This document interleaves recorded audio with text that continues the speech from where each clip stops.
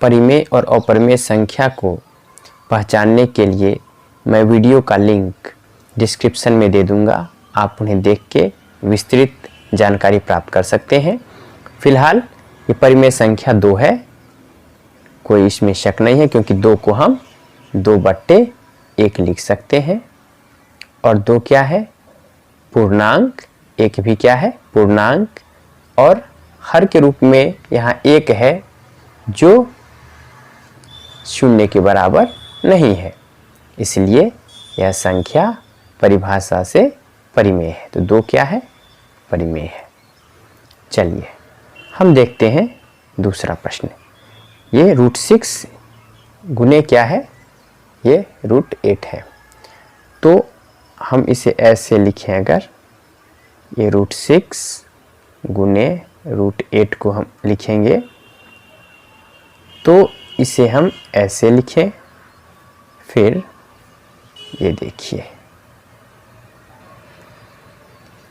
और ये इस तरह से, फिर ये ऐसे। तो हम इसको, ये जोड़ा लग गया, इसका ये एक बाहर आ जाएगा, फिर इसका जोड़ा नहीं रहेगा, फिर इन दोनों में से 1 2 बाहर आ जाएगा, फिर ये 3 अंदर में, क्या हो गया? 4√3। तो पहला उत्तर हो गया। यह भी सिंपल है। x minus 1/x is equal to √5 minus 1/√5। देख लीजिए,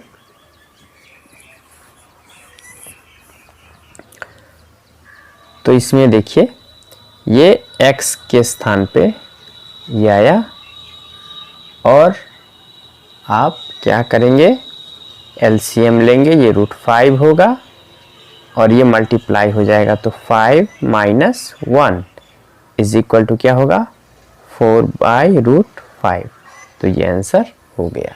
देखिए, x माइनस 3 है गुणनखंड, तो x minus 3 is equal to 0 कर देंगे, और जो x का वैल्यू आएगा वो होगा 3। अब हम इस 3 को यहाँ पर हम x के जगह पे रख देंगे, तो हम इक्वल टू, ये भी 0 होगा, तो इसे हम कह देंगे 3² minus a into 3 minus 15 is equal to 0 implies 9 minus 3a minus 15 is equal to 0। अब हो जाएगा minus 3a is equal to, देखिए 9 है माइनस 15 है, तो क्या हो जाएगा? -6।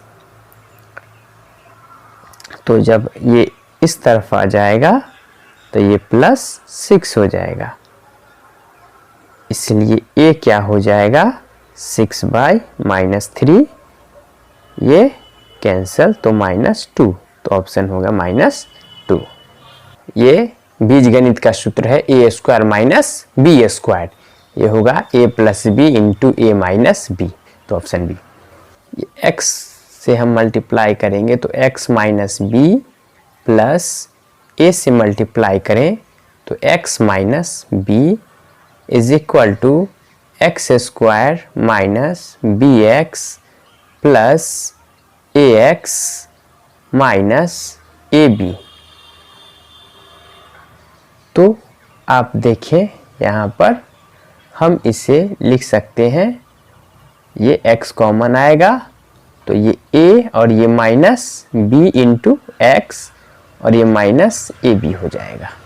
ये a plus B plus C whole squared के फॉर्मूले पे है, यहाँ पे c के जगह पे अब माइनस सी आ गया है, तो यहाँ हमने ये देखा ये फॉर्मूले पे बेस्ड है। x minus y whole cubed, ये भी फॉर्मूले पे बेस्ड है, तो ये c होगा।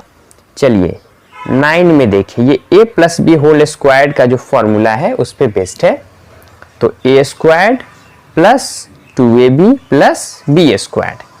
ए की जगह पे यहाँ 2x है, बी की जगह पे क्या है, y है। तो ये भी फॉर्मूले पे बेस्ड है। ये a plus B plus C whole square वाले फॉर्मूले पे बस a के स्थान पर अब 2a आ गया है, b के स्थान पर 2b और c के स्थान पर 2c। ये भी सिंपल है। तो ये formula a square plus B square plus 2ab, पहले मैंने 2 यहाँ लिख दिया है, लेकिन ये 2ab अब यहाँ देखिए तो ये कैंसिल हो गया x से x, और हम जब सिंप्लीफाई करते हैं तो ये 34 आ जाता है। a plus B plus C whole square क्या होगा, A square plus B square plus C square plus 2 into क्या होगा, A B plus B C plus C A. तो ये है 5, तो ये 5 square is equal to A square plus B square plus C square plus 2 into 4। बस calculate करेंगे हम लोग तो इसका वैल्यू आ जाएगा x प्लस 2, ये 0 के बराबर करते हैं हम, और फिर x का वैल्यू हम निकालते हैं, ये -2 है। अब इस -2 को जब हम बहुपद में x के स्थान पर रखेंगे और तब इक्वल टू 0 ये भी हो जाएगा, यानी -2 squared plus m into -2 plus 14 और ये 0 के इक्वल हो जाएगा। तो अब हम ये 4 हो गया, -2m plus 14 is equal to 0 है ना, तो हो जाएगा -2m इज इक्वल टू 18, तो ये -18 हो जाएगा, m इज इक्वल टू क्या हो जाएगा 9। सिंपल है। चलिए देखिए त्रिभुज है, त्रिभुज बाह्य कोण कैसे होता है, जैसे एक भुजा को हम बढ़ा देते हैं और ये भुजा को बढ़ा देते हैं, ऐसे ये जो कोण है ये बाह्य कोण हो गया। तो बाह्य कोण है ये 100 डिग्री माप की है, इसके दोनों सम्मुख अंतःकोण समान है। सम्मुख अंतःकोण, अब इस कोण का ये बाह्य कोण ये हुआ इस कोण का, तो सम्मुख अंतःकोण यानी ये नहीं होगा, ये नहीं होगा, ये कोण और ये कोण। तो हम देखते हैं ये दोनों कोण क्या है, सम्मुख अंतःकोण है और ये समान है। मान लीजिए x है, ये भी x है, ये x डिग्री, ये भी x डिग्री, तो प्रत्येक अंतःकोण का मान होगा। तो प्रत्येक अंतःकोण का मान हमको देखना है। तो आपको पता है कि बाह्य कोण ये दोनों सम्मुख अंतःकोणों के योग के बराबर होता है, यानी x degree plus x degree is equal to 100, इसलिए x इज इक्वल टू 50 आ जाएगा, क्योंकि 2x डिग्री इक्वल टू 100, तो x इक्वल टू 50 डिग्री। एक ट्राइंगल हम खींचेंगे और शीर्ष पर ये बाह्य कोण है ये 95 डिग्री है, और एक सम्मुख अंतःकोण, सम्मुख अंतःकोण ये है या फिर ये है, तो एक है ये 55, तो दूसरा क्या होगा 95 में से 55 को हम सब्ट्रैक्ट कर लेंगे यानी घटा लेंगे, तो ये 40 डिग्री हो गया। पहले हम चित्र खींच लेते हैं। ये देखिए एक ट्रायंगल है, ये है ए है, इसको हम ए मानते हैं, इसको बी मानते हैं, इसको सी मानते हैं। ये है 60, ये 80 डिग्री और ये है BC के अर्धक। अर्धक मतलब क्या कि दोनों को दो भागों में, दो बराबर भागों में बांटने वाली। ये देखिए ये जो रेखा है, ऐसे अगर हम आगे इसको बढ़ाएं तो ओ पर मिलते हैं। ये अर्धक कहाँ मिलते हैं, ओ पर, यानी दोनों ये 40 ये 40 ये अगर ये है बी कितना है, बी और सी के, अगर ये x है तो ये भी क्या है, x है, ऊपर मिलते हैं तो बी ओ सी, तो ये हो गया 40, ये हो गया 40, ये हुआ x, और ये देखिए अब हम जानते हैं कि ये कोण BOC यानी 40, ये क्या हो जाएगा x प्लस ये 40 डिग्री और ये BOC और ये BOC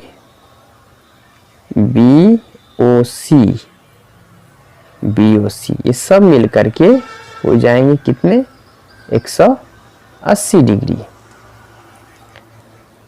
तो अब देखिए x हमें कैसे मिलेगा, ऐसे भी देख x कैसे मिलेगा, x मिलेगा ये 40, क्योंकि ये 40 डिग्री होगा, 80 प्लस 60 तो ये क्या हो जाएगा, एंगल C कितना होगा 40 होगा ना, एंगल C हो जाएगा 40 डिग्री। तो x इज इक्वल टू यहाँ हो जाएगा 20 डिग्री और ये 40 डिग्री और फिर ये BOC कितना है, हमें प्राप्त हो जाएगा BOC ये हो 180 डिग्री हो गया। तो ये BOC हो गया, बताइए BOC is equal to 120 degree. मान लीजिए ये ट्रायंगल है और इसमें एक कोण ये A है, ये B, ये C, तो A is equal to B plus C है। तो A equal to B plus C है। अब हम A को, अब ये जो ABC कितना होता है 180 डिग्री, तो हम ये लिख सकते हैं, ये B प्लस C है तो इसे लिख सकते हैं 180 degree minus A, 180 degree minus A, तो ये 2A हो जाएगा इज इक्वल टू 180 डिग्री और A हो जाएगा ये 90 डिग्री। तो त्रिभुज अनिवार्य रूप से क्या हो जाएगा, समकोण त्रिभुज, क्योंकि वह त्रिभुज जिसका एक कोण समकोण हो उसे हम समकोण त्रिभुज कहते हैं। AB के बराबर, यानी ये AB है तो AB के बराबर ये हो जाएगा DE। सुमेलन आपको याद होगा। अब अगर मैं पूछूं कि BC के बराबर कौन होगा तो क्या होगा, EF होगा, BC के बराबर EF होगा, लेकिन हमें पूछा जा रहा है AB के बराबर, तो AB के बराबर हो जाएगा DE। देखिए दो त्रिभुज हैं ABC और DEF, तो पहले हम दो त्रिभुज खींचेंगे, इसमें देखेंगे ये A है, ये B है, ये C है, ये DEF। तो A इक्वल टू F है, ये इक्वल टू क्या है F है। फिर B इक्वल टू D है, B इक्वल टू D है। AB इक्वल टू FD है, AB इक्वल टू FD है। तो देखिए इसमें क्या है कि आप देखिए कौन सी शर्त से सर्वांग सम है, दोनों सर्वांग सम है। देखिए ASA, तो ASA से कि दो कोण और उनके बीच की भुजा, देख रहे हैं आप, दो कोण और उनके बीच की भुजा, यहां भी दो कोण और उनके बीच की भुजा, तो ये बराबर है, इसलिए ASA angle side angle, angle मतलब कोण, साइड यानी भुजा और फिर एंगल यानी कोण, तो हम ऐसे भी हिंदी में कहेंगे कोण भुजा कोण सर्वांग समता से ये दोनों त्रिभुज सर्वांग सम है। एंगल साइड एंगल, प्रत्येक परिमेय संख्या होती है एक वास्तविक संख्या। आपको पता है कि परिमेय और अपरिमेय संख्याओं को हम लोग मिला लें तो जो समूह प्राप्त होगा वह वास्तविक संख्याओं का समूह होगा। हम 7 और 9 को मल्टीप्लाई कर देंगे और ये घात 1/2 हो जाएगा, है ना। तो 9 सते 63, ये देखिए आ गया। शून्य को छोड़कर किसी भी वास्तविक संख्या पर अगर हम घात शून्य रखें तो उसका मान 1 होता है। यानी आपको याद होगा इस तरह, यानी यहाँ पे 0 है इज इक्वल टू 1 होगा।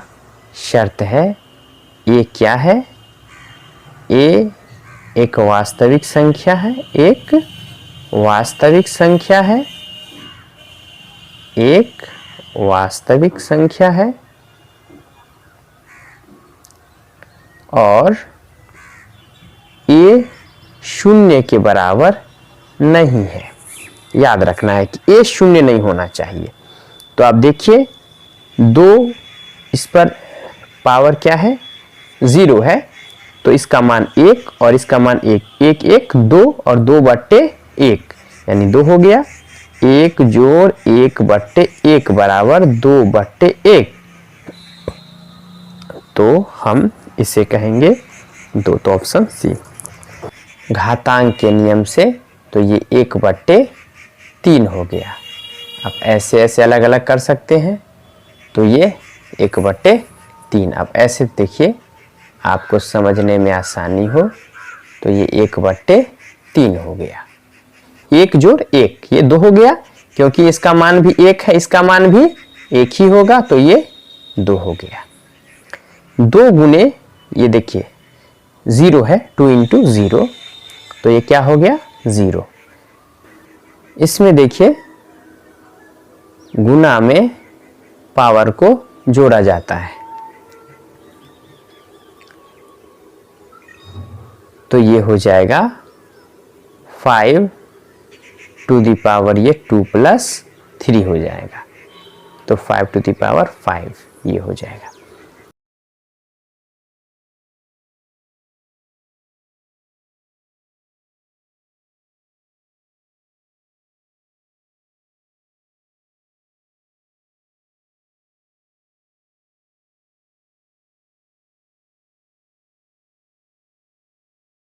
यहाँ भी ये 1 हो जाएगा और इंटू 1 इज इक्वल टू 1।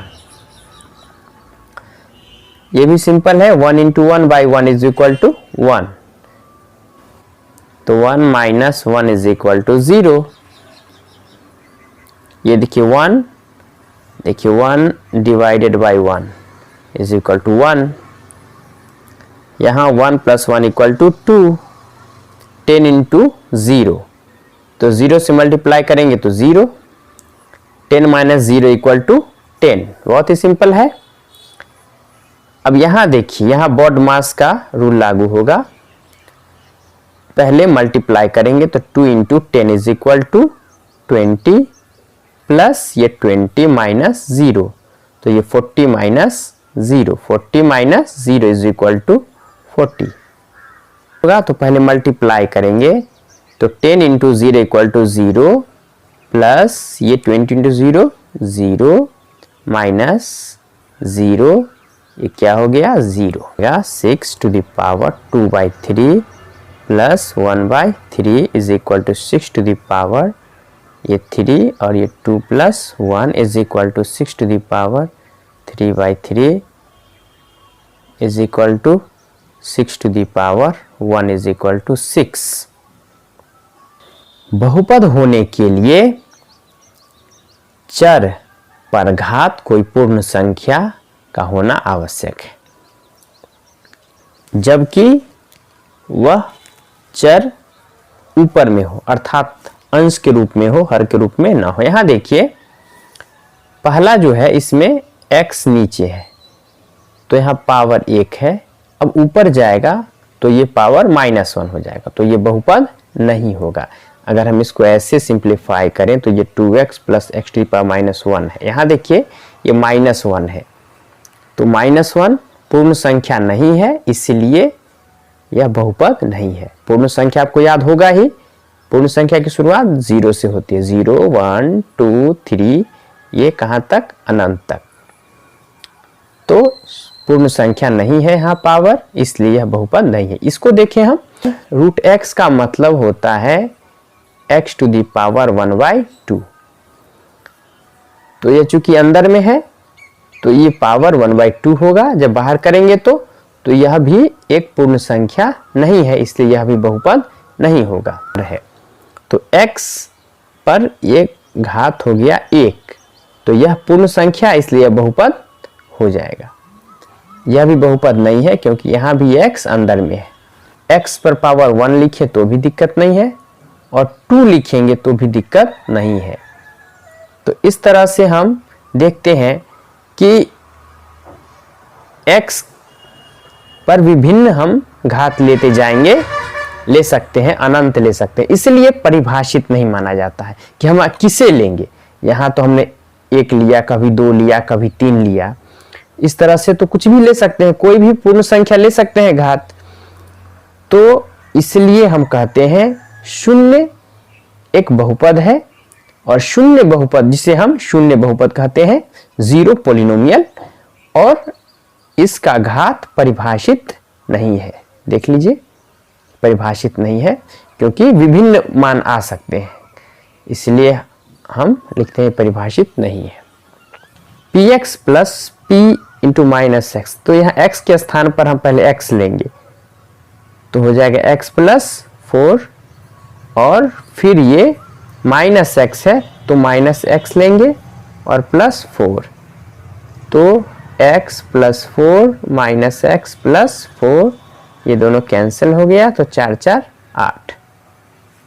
देखिए √3 है, बहुपद √3 है तो ये अचर बहुपद है। √3 और x टू द पावर 0, तो यहाँ आप देखिए ये 0 हम जैसे लिखते हैं तो यह घात शून्य वाला ये बहुपद हो गया। तो बहुपद √3 का घात है 0, यानी ये x इक्वल टू 1 पर बहुपद, ये इसका मान क्या होगा ये देखना है। तो 1 हम रख देंगे यहाँ पर, तो 1 स्क्वायर माइनस 1 माइनस 1, तो ये 1 माइनस 1 माइनस 1, 1 माइनस 1 0 हो गया, ये हुआ माइनस 1। आपको याद होगा अगर a plus B plus C 0 हो तो A cube plus B cube plus C cube क्या होता है 3abc। तो यहाँ a की जगह पे है p है, b की जगह पे q, r की जगह पे ये c है, यहाँ पर abc, ठीक है ना। तो ये फॉर्मूला बेस्ट है, ये a plus b a minus b, तो ए स्क्वायर्ड माइनस बी स्क्वायर्ड, यानी √a squared minus a root b squared, और ये हो जाएगा a माइनस बी। चलिए यहाँ ये a plus B whole square पर आधारित है। एक्स स्क्वायर प्लस 7x को लिख सकते हैं 4x प्लस 3x, और ये 12। हम x कॉमन लेंगे तो क्या हो जाएगा x प्लस 4 प्लस 3 कॉमन, तो x प्लस ये भी 4 इज इक्वल टू क्या हो जाएगा x plus 3 into x plus 4। A plus B whole square पर ये भी बेस्ड है, ये a minus b whole square. और यहाँ देखिए y इक्वल टू 2 का आलेख एक रेखा है जो x अक्ष पर अंतःखंड 2 काटती है, दोनों अक्षों पर अंतःखंड 2 काटती है, x अक्ष समांतर मूल बिंदु से 2 मात्रक की दूरी पर है। यहाँ देखिए y इक्वल टू 2 का आलेख, आलेख मतलब होता है ग्राफ, आलेख मतलब ग्राफ, जो आप कहते हैं ना इंग्लिश में ग्राफ, हिंदी में आलेख। तो y इक्वल टू 2, y 2 होना चाहिए x के किसी भी मान के लिए। तो अगर हम यहाँ पर ये 1 मान लेते 1 इकाई, इसको मानते हैं 2 इकाई, तो यह जो ग्राफ हुआ ये हुआ y इक्वल टू 2 का ग्राफ हो गया। x के किसी भी मान के लिए y का मान 2 ही होगा। तो देख सकते हैं हम ये x अक्ष के समांतर और मूल बिंदु से 2 मात्रक की दूरी पर है। मूल बिंदु यहाँ पर है, ये मूल बिंदु O है,